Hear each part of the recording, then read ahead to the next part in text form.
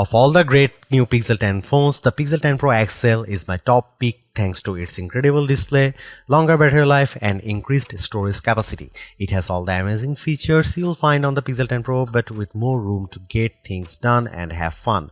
I see room for improvements, but the Pixel 10 Pro XL is the most satisfying, refined Android phone you can buy today.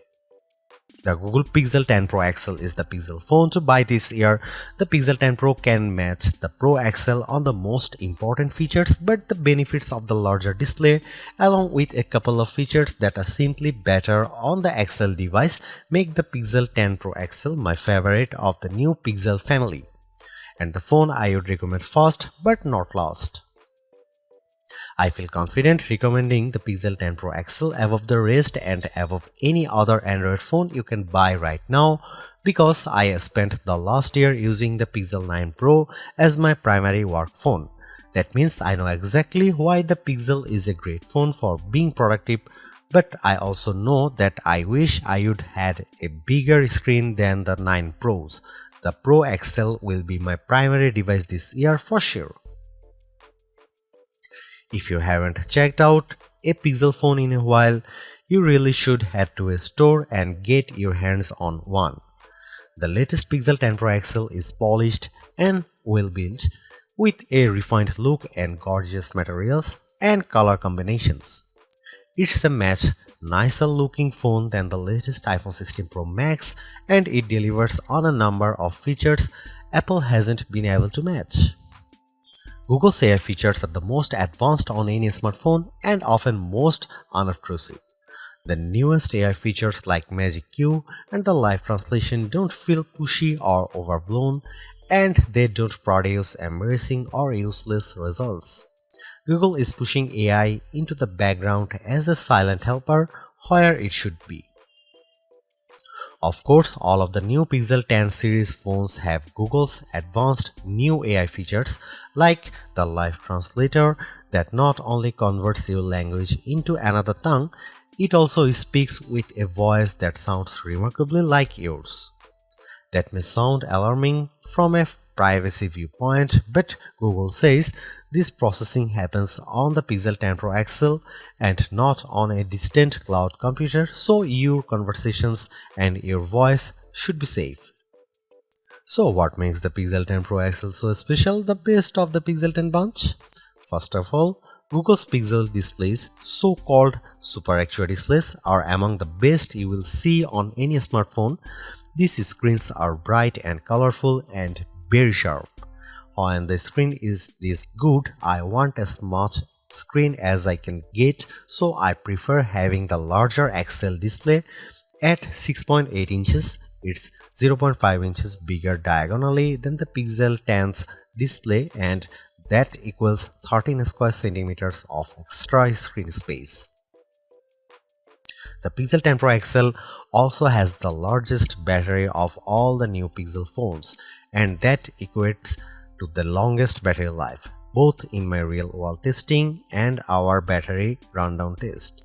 It wasn't a massive difference. The Pixel 10 Pro XL only lasted an hour longer than the Pixel 10, still every bit helps. The Pixel 10 Pro XL also charges faster than any other Pixel 10 device, whether you are charging wirelessly or with a USB-C cord. If you have a 45-watt charger, the Pixel 10 Pro XL can charge that fast compared to the 30-watt charging on the other two Pixel 10 phones. The Pixel 10 Pro XL can also use faster wireless charging. Again, it's not a huge difference, but every detail matters. The biggest benefit for me is the combination of Google's winning Super Actua display with the Pixel 10 Pro XL cameras. If I am taking serious photos, I want the biggest viewfinder possible to get the right shot. The extra screen space on the Pro XL phones felt like a big advantage, and if photography is important to you, I'd recommend the Pro XL phone first. The Pixel 10 Pro has the exact same camera specs, but having the bigger Pro XL display helped me to take better shots. Are there other benefits to the Pro XL? Well, not really. It isn't any faster than the Pixel 10 Pro or even than the Pixel 10. In our benchmark tests, the extra RAM in the Pro models didn't seem to make much difference. Pixel phones still disappoint if you only care about the numbers.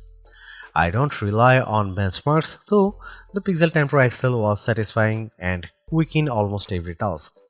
There was some lag on the camera, but most of other features, including the latest AI helpers, ran smoothly with no delays. Google has another winner with the Pixel 10 Pro XL and the whole Pixel 10 family. Between the premium design, the excellent software, and the advanced AI features, this is a phone that iPhone fans should seriously consider, and Galaxy owners should envy. I'll be keeping this phone close by, snapped to my MagSafe charging stand until an even better Pixel comes along. I remember the days when a new phone would cost the same but come with more storage and RAM than last year's model because component costs had decreased. This year's Pixel 10 Pro XL is more expensive than before and it comes with 256GB of storage, but I'm not awarding Google any medals for giving the phone enough space. This phone should be cheaper. To be fair, 256GB of storage is the right amount unless you play a ton of games or you shoot video with your phone at high resolution. There's a 1TB model available, but only serious enthusiasts need apply, and you know who you are. The color options this year are a bit drab. I like the moonstone color and the jade, but they aren't very exciting. My review unit is the porcelain white, which looks classy but a bit bland. Google also sent along a silicone case with magnets built in that matches the phone perfectly. If you want the 1TB storage option, it's only available in the black obsidian. The Google Pixel 10 Pro XL is the Pixel 10 Pro all blown up. It doesn't add any extra buttons or physical details. The two phones look identical, just at a different scale. That's a good thing because the Pixel 10 Pro is a great looking phone and it keeps the same exact design as the Pixel 9 Pro. That was my favorite phone of last year. If it ain't broke, don't fix it. I like the Pixel 10 Pro XL design even more than the latest iPhone 16 Pro Max. It feels just as refined as Apple's phone with fewer unnecessary buttons to get in the way. Does anyone actually use the camera control? I know I don't. To be fair, I don't use the temperature sensor on the back of the Pixel 10 Pro XL, but I can ignore that easier than a button. The color options are a bit professional and bland, but closer inspections shows more attention to detail than I would have expected from Google. The jade color of my Pro review sample, for instance, was matched with a light gold frame that looks barely glided. It's a gorgeous match. The speaker grills on the bottom of the phone are new and color matched to the frame you choose. It's a nice touch that most people won't ever notice. I have no complaints about the Pixel 10 Pro XL design except that I would like to see more interesting color options.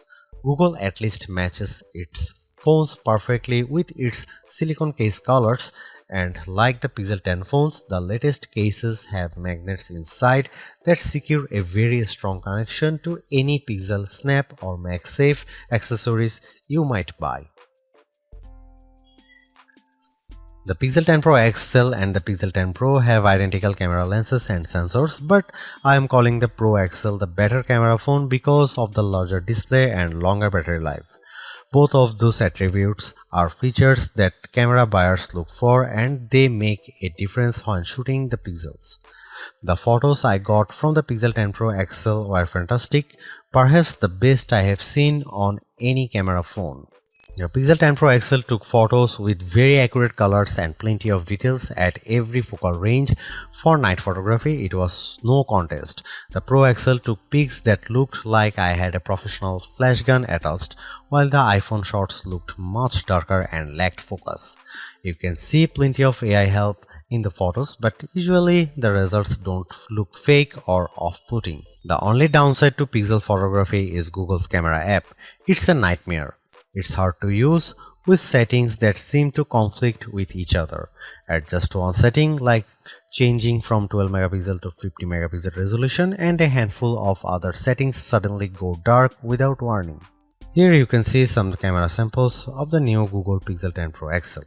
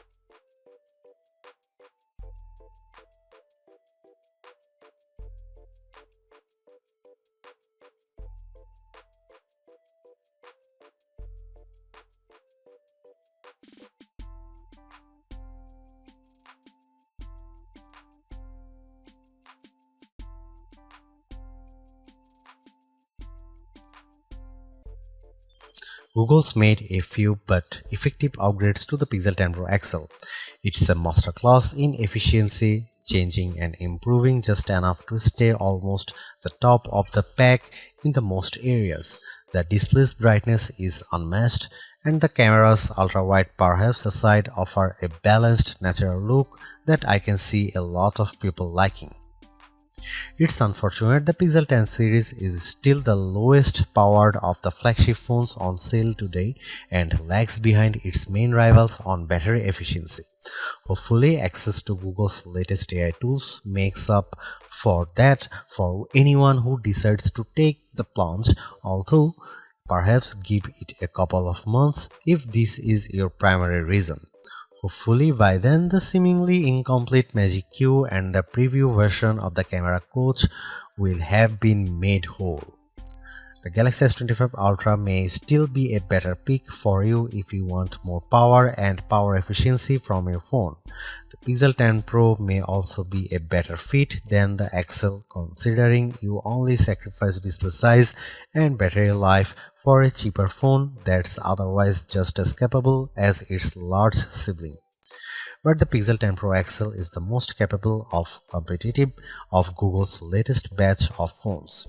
If you are buying a phone right now and want best-in-class software combined with top-tier hardware, this Pixel is probably the one to pick.